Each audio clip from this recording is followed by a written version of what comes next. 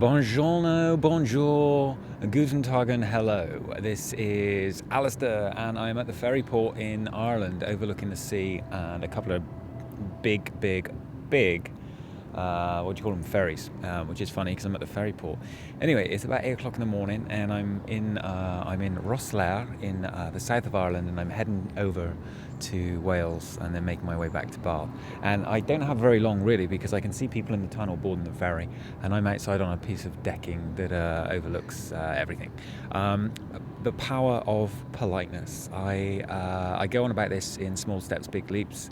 And it's one of my key employability rules. I have got so many opportunities in my professional life because I have just been super polite, super sincere, super polite, and I want you to take that away from this episode.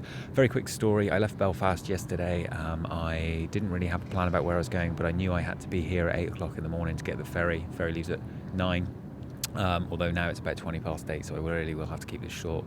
And I got to Belfast Terminal yesterday, the train station, and I booked a hotel on the way. I wasn't really sure where I was going. It was a couple of stops away from where I am now.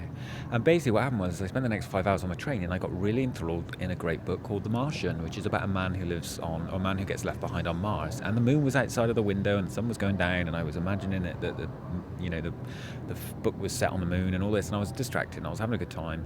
And then I looked up and I said to the train driver, I said to the train doodah, I said to the train guy, when do we get to Wexford? And he said, we're just pulling out now, you've missed it. And I said, oh no.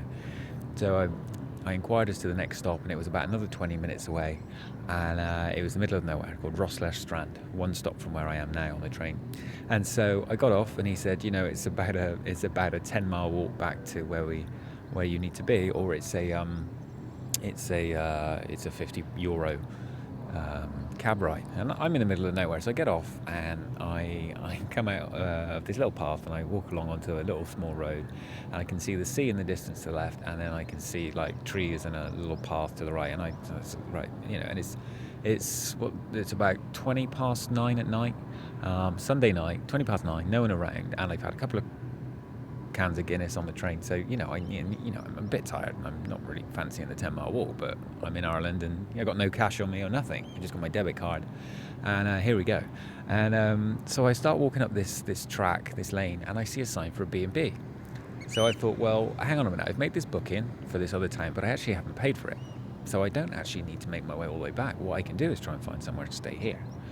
So I walk down this trail for about 3 or 4 minutes, and I get to the B&B, and there are two older ladies, shall we say, sitting outside, and it's a nice summer's night, and they're finishing off the glass of wine, and they look at me a bit curiously, and I explain my story. I say, hi there, I'm Alistair, and I have basically got distracted on the train, and I got off, and I'm at the wrong station, and I'm an idiot.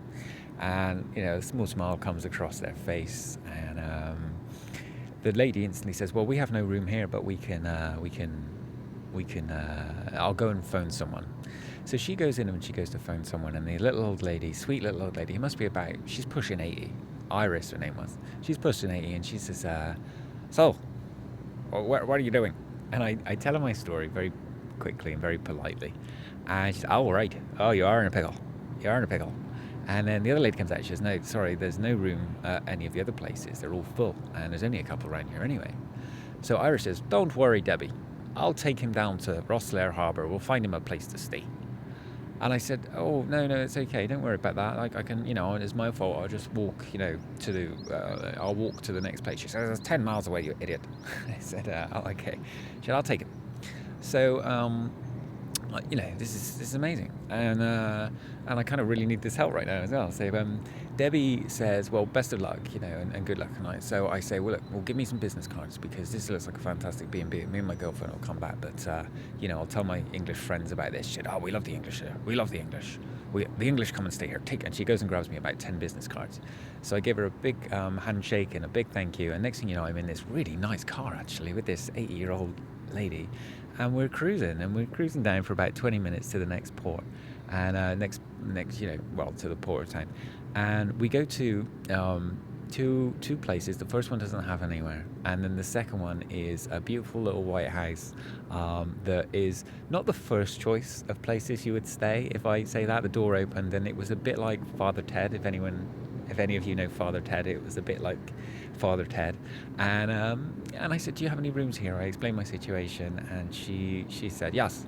And I said, do you take debit cards? She said, no, cash only. So I said, okay, well, I don't have any cash. So then, poor old Iris, it's 10:15 at night now. She drives me down and we find a bank. And there's not much going on where we are, there's a few buildings and, it's really, it's mainly countryside. So we find the Bank of Ireland and I take out my money and we drive back, and I can not be thankful enough to Iris, and I offer her some money and she won't take it for petrol and things like that.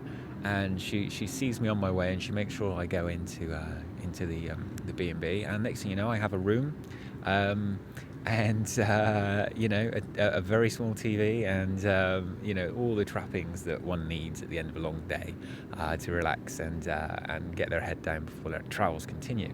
So the next morning I get up, my alarm doesn't go off, which is great, and but I'm still up early, and I go in for breakfast, and there's a couple sat there, and they're English from Blackpool, and we get chatting, and they ask me if I'm going to the ferry port, and I say yes, and I said, sorry to ask, but may I have a lift, please? And they said, of course, no problem. We'll make some space in the car. It's quite full. And so within 20 minutes, we'd finished our breakfast. We jumped into the car, and we're at the ferry port. Now, this is where it gets interesting because I don't have a ticket yet. Okay, I bought a ticket, but my ticket is in Cardiff currently, and I can only pick it up from the machine there. I can't pick it up from here. So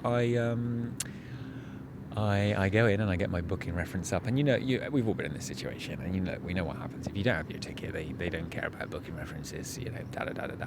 So I just hang back a little bit from the Stena line, check-in desk, and and I get my booking reference ready, and I compose myself, and I know I've got to half blag it, and my politeness will be my biggest weapon, and I look at, there's two ladies on the desk, and one is smiling and the other one looks a bit frowny. I'm not going to lie. And so, I'm going to hedge my bets here, and I'm going to go with the one who's smiley and a bit giggly, because I need all the help I can get right now. So I walk up and I say, I'm hoping you could help me. Great question. Oh, great statement. I'm hoping you can help me. Instantly put someone into a position of, oh, this person needs some help. I might not be able to help them, but they're being polite about it. And this is something you can use in your career as well. I've never said that before. I hope you can help me. Usually I say, oh, I'm sorry, but could I have a moment of your time? Or actually, I'm in a bit of a situation. Do you think, could I just explain myself to you? But I have learned over the years that saying, I'm wondering if you could help me, instantly softens someone's, defences. If you say, yeah, hi there, I haven't got my ticket and I want to get on the ferry, it's very easy for them to say, I'm sorry, our policy is. So I say, I'm wondering if you can help me.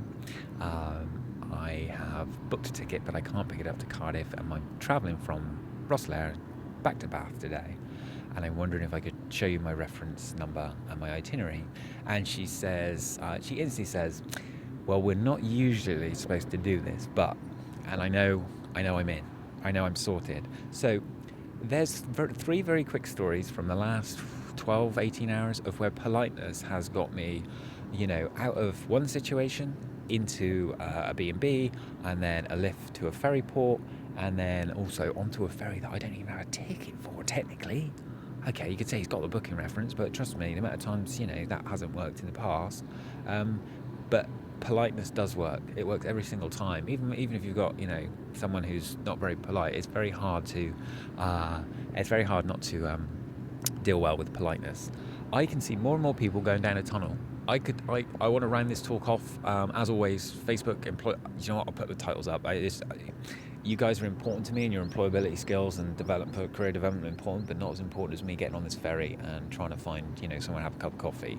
So you have a great day. I hope that I've managed to blow out something that's useful. But once again, it's always the small things that open up the opportunities. I never got to be any of these sort of big TV directing bloody blahs because of any magic. It was all just small steps that made big leaps. And if that is not a plug for my £12 guide available at Shopify, then I don't know what is. Okay, take care, and keep investing in yourselves. And I have to run because I literally can see the captain, and he's saying, Alistair, what are you doing? We gotta go. We're not gonna wait for you anymore, you polite little bugger. Anyway, okay, thanks a lot. Take care. Go out and practice. Cheers, bye.